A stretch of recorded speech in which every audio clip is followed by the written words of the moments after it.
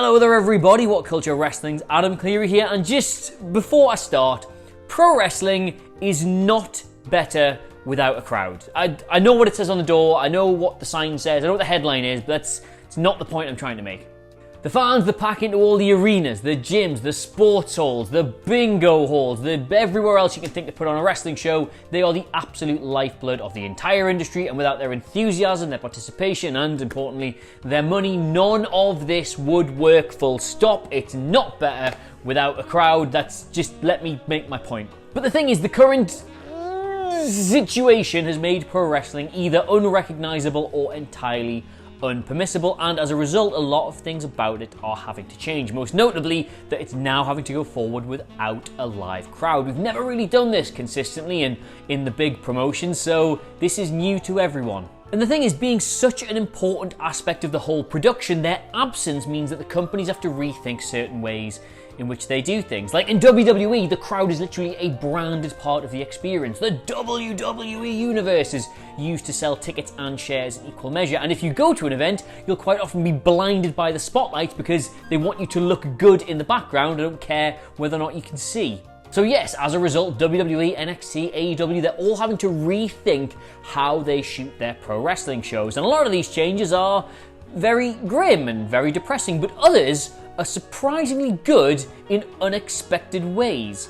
So yes, the point I'm about to make here is that crowds are a huge miss for pro wrestling, but until we all return, there are some positives we might take. So with that in mind, my name is Adam Cleary, and these are 5 ways in which pro wrestling is better without a crowd, but I might have filmed this before WrestleMania. I'm recording this bit right now after WrestleMania, but we just had so much stuff going up we couldn't fit it in, so I re-recorded the introduction, and I was going to try and cherry pick all the tenses and phrases that needed to change, but you're not an idiot, are you? You probably would have seen through that. So here is the introduction. The introduction was recorded this week, but the whole thing was recorded before WrestleMania, so if I am talking about that in the future tense, I've not hit my head. It's from the past. This is present me, that is past me. You'll be able to tell by the length of the mustache. Anyway, enjoy. Number 5, production's better centered on the work. Now, I am very thankful to Edge, and not for the first time in this list, by the way, for providing me with a timely and perfect example of exactly what it is I'm talking about here. Just think back to his return at the Royal Rumble, which I cannot believe I'm saying this, at the time of me recording this, which is Wednesday, I think was only 65 days ago. Yes, not 10 years as it feels, only 65 days ago, when his music hit and the smoke cleared, and just for a couple of seconds you couldn't believe he'd actually come back. It was one of the most iconic moments in pro wrestling. But when that happened, what did we get on the live broadcast? Was it Edge? No, it was not Edge at all. They played the music, then everyone in the ring sort of looked around for a bit, and then they cut to the crowd absolutely losing their minds. Of the 15 seconds that followed Edge's music hit and him arriving on the ramp, 14 of them were just of people in the crowd going, "Oh." If anybody from WWE production is watching this, let me just spell something out for you. I did not need to see that because I was literally doing it. And this really wound everybody up, and such was the criticism of how they broadcast this unbelievable moment that they released an unseen footage version a couple of days later on YouTube. And what was this unseen footage? Was it a behind the scenes look? Was it pretty much a 24 documentary? Was it this big insight and it was mindset and him coming out? No, it was just the camera shot down the ramp of Edge arriving, which is literally all anybody wanted to see live. That was their unseen footage video, just the camera. Now, without its air quotes TM universe, WWE is of course nothing, but their absence at a live event is at least forcing all the boys in production to think a little bit more selectively about what they're choosing to show us. They can't just cut to gawping maws anymore. Every time something happens, they have to keep the action in the ring, and ultimately, that's what people want to see. The way the shows are being edited together is much better now. Think of it this way, right? You don't go all the way to the Grand Canyon, stand on the very edge of the cliff, and instead of surveying the lands in front of you, immediately want to see a reflection of your own face so you can see how wide open your mouth is. Number 4, a change is as good as a rest.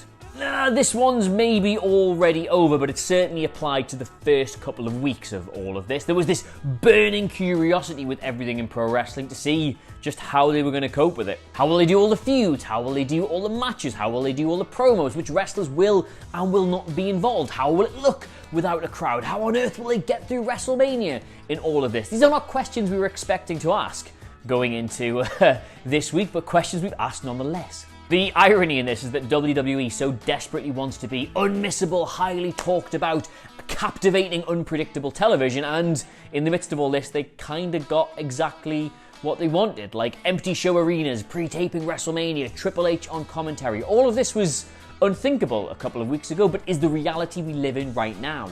And the fact that they don't have proper breaks in their scheduling, they have no off-season, they have nothing like that, that means everything sort of blurs into one mesh of the same matches, the same feuds, the same faces, the same commentary team, the same sets, the same everything. It's all kind of a bit samey. So at least right now, it's something different. And you saw from that first week's television spike, a lot of people wanted to see what that looked like. They were curious about it. They had our attention. Now I should add, this is all, of course, not actually a good thing, and the curiosity factor will diminish week on week if it hasn't already, but in the here and now, it is at least something new for us all to talk about. Number 3, no one's taking the focus away from the wrestlers.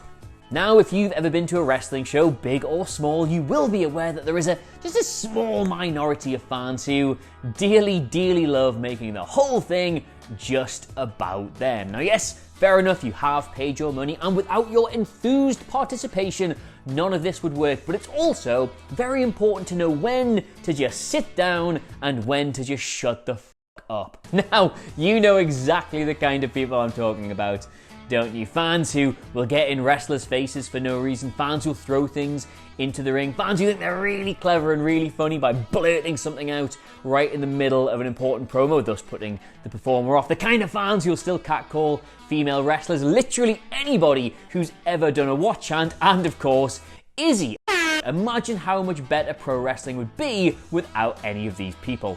Now, I absolutely do not for one single solitary second, and The Rock means for one single solitary second, advocate throwing the baby out with the bathwater on this one, and the sooner we can get fans of all levels of irritating back into arenas, the better. However, not having to worry about this self-important vocal minority is at least a very thin silver lining on this particularly grim cloud, in my opinion. And I was only joking about Izzy, she seems fine.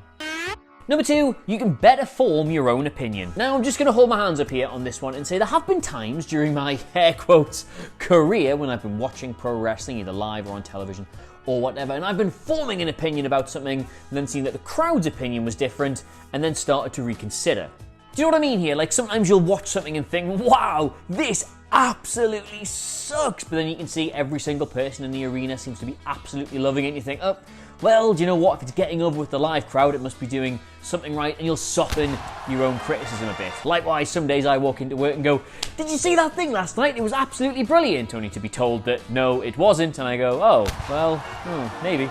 Now I can already feel some of you down there in the comments starting to type, oh my god, sheep, I actually form all my own opinions. But lads, let me tell you, your mother is not paying for your internet bill purely for you to question human nature. Everybody does it. Every single person factors in all the available evidence, be that the opinions of their friends or indeed a live crowd, before arriving at their own conclusions. I like to think all my hot takes are my own. Favourite matches, favourite performance, favourite everythings, but who knows? I've probably folded some of it in somewhere. Now, admittedly, this isn't actually some kind of groundbreaking observation I'm making here, and I gleefully await the day when live crowds are dragging my opinions kicking and screaming into strange new directions, but I can confidently say that while crowds have not been on WWE programming, I now know precisely what I think about absolutely everything. Like when AJ Styles said bone loads and loads and loads. I know I found that really funny. I didn't need everybody in the arena to chuckle along with me. And of course, let's not forget the bottom line to all of this is that pro wrestling is supposed to colour a crowd. They're supposed to impress the people in the arena sufficiently to colour the opinions of everybody else watching. That's part of how it's put together. So without them, well, it's just them and then me. There's no more middleman.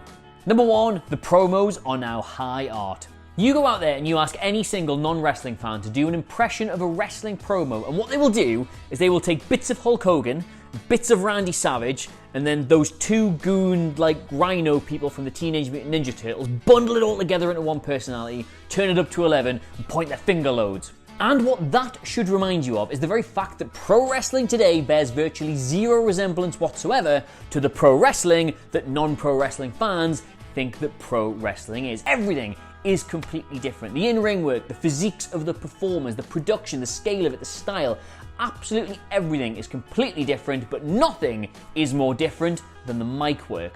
Everyone now tends to be far less bombastic on the mic. They don't want to cut promos like they saw back in the day, but the crowd still reacts to this nuance as if Hogan's just gone and cupped his hand to his ear. It is this jarring disconnect between what people are actually doing in the ring, on the microphone, and what people want or think they're hearing. I personally think that the vast majority of talking segments on a pro wrestling show have a jarring disconnect between audience and performer to the point where it often ruins what they're trying to say.